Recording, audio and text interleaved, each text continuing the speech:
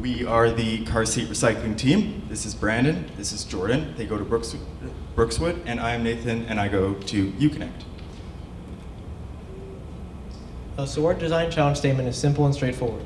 Propose a solution for car seat recycling so that less plastic is spread into landfills and waterways. So we started looking at ways we could implement car seat recycling into already existing programs, and that led us to two main options: the Recycle BC, better known as the Blue Box program, and the Return at Depots. We started looking at the Blue Box program, but car seat recycling, it's not in their mandate. See, the Blue Box program takes paper products and packaging, not plastic in general. So what this means is that if you go to a sports game and you buy a drink and it comes in a red Solo cup, you can then go home and you can recycle that in your Blue Box because it is the packaging that held the pop. But if you then go to the supermarket and you buy a stack of 100 of these cups for a get-together you're having, you cannot throw these in your Blue Box because they are not packaging, they are product, and their mandate is packaging only. So next we looked at the Return It program, but they're kind of caught in the middle. They take items covered by stewardship programs like the bottle return program and some types of packaging like styrofoam. But then they also take items covered by eco-fees like electronics. Services often vary by location. For example, some might take styrofoam and others won't. This usually depends on the amount of space that Return at Depot has. So we did a survey, which we shared and promoted on the Brookswood Community Facebook page. By the way, all of our raw data is in our PR kit. Based on our survey, with 422 responses, we can safely say most people are unaware of where or how to recycle a car seat. We asked people what they did with the car seats when they were done with them. We got 632 responses because we gave people the option to select all that apply. We assume some families have several car seats for their kids to make recycling that much more important. So our recommended solution is an EPR program, Extended Producer Responsibility, which will come in the form of an eco-fee on the initial purchase price of every car seat. An EPR program is where the producer of a product takes on more responsibility on managing each individual unit of product from its creation to the end of its life. This would be easy to implement, as it already exists for many products, such as electronics. The eco-fee would de-incentivize dumping, as there would be no cost to drop it off at a recycling depot. It would already be paid for when you buy the product. Additionally, the eco-fee would guarantee funding for recycling for each individual unit of product. Based on our survey results, we can safely conclude that people support the idea of paying an eco-fee to recycle their car seats. So here are some potential challenges we identified, one being producer resistance, but there are already EPR programs that exist and they're well established and working. We also have people who have negotiated these programs before and know how to get these manufacturers on board. Another potential challenge is consumer resistance, but this can be overcome with awareness initiatives. Providing information at the time of purchase about why this EPR is paid lets people know what they're paying for, and they're more likely to accept it. A third potential challenge is policy support. Metro Vancouver Waste Management has a divertables target. This means they must keep a certain amount of trash out of the landfill each year, and recycling these car seats would only help them reach that goal. Also, now with Asia no longer accepting our waste plastics, now is the time to include these safety products in EPR programs, as car seat plastic is highly valuable. The high quality of plastic used in car seats are two sides of the same coin. On one hand, their high value and durability makes them prime candidates for recycling. On the other hand, their high durability means they'll stay in the environment much longer than many other forms of plastic. There are three main areas where we can improve our plastic management in the circular economy: keeping plastic out of our environment, getting plastic out of our environment, and taking that plastic we retrieve from the environment and turning them back into products in the market. Improvements in these three areas would significantly reduce the amount of plastic in our landfills and consequentially our waterways. So what are the next steps? Well, the next step would be to make recycling safety products a higher priority. The CCME, or the Canadian Council of Ministers of the Environment, they guide the process to establishing EPRs in Canada. The circular plastics economy that you just heard about is crucial to meeting Canada's zero plastic waste commitment, whereby we use resources as efficiently as possible, reduce greenhouse gas emissions.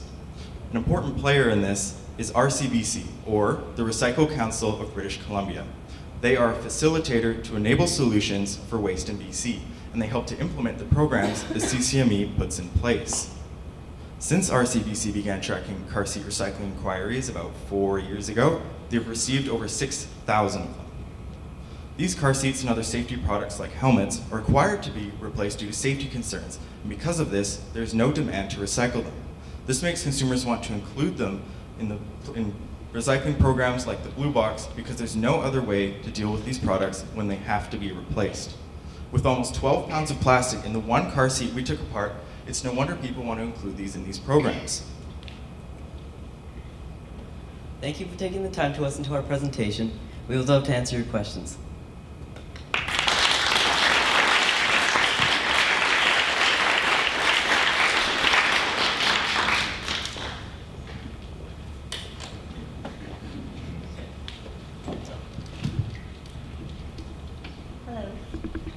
Hello, my name is Catriona. I work with Foresight Clean Tech Accelerator. Thank you for your presentation. It's a very complex problem you're trying to solve, and you articulated the policy problems and management really well. So thanks for that.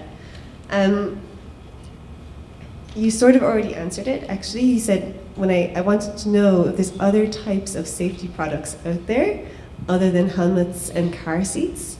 Is there anything else? Elbow pads and knee pads, basically anything used to protect your child. They're pretty much all made out of the same material, so yeah. Okay. And are you proposing a policy change? And are you going to do that as an organization, or are you going to do that as individuals? What are your next steps after this? So the next steps moving forward would be to contact the CCME through our contact at RCBC, because we're already in touch with people at RCBC. So getting to the next level of government regulation would be probably the next step to get this more not only on a provincial level, but on a federal one as well. I think it's great. I'm majoring with plastic oceans, and I really like how you've kind of gone away from that sort of single-use plastic issue and found something that was a little bit outside the box here, which is amazing because everyone kind of gets stuck on those same sort of things. Have you done the research on how many are sold in British Columbia as far as car seats annually, just to get sort of a stockpile, and you can almost provide the numbers on what resources are available to us if we were incentivizing recovery? I can't give like an exact number, but I do know that I think it was 2016, 700,000 car seats were recycled in Ontario, just Ontario. Okay. Yeah, just have a look at how many are even sold, so you know how many resources are out there that we should be able to find a way to recover them, because it's of high value, right? There's a lot of weight and density right there. Yeah. As well with the helmets and knee pads, when you start going into other safety things, a lot of times helmets have styrofoam in there, so you want to make sure that's captured.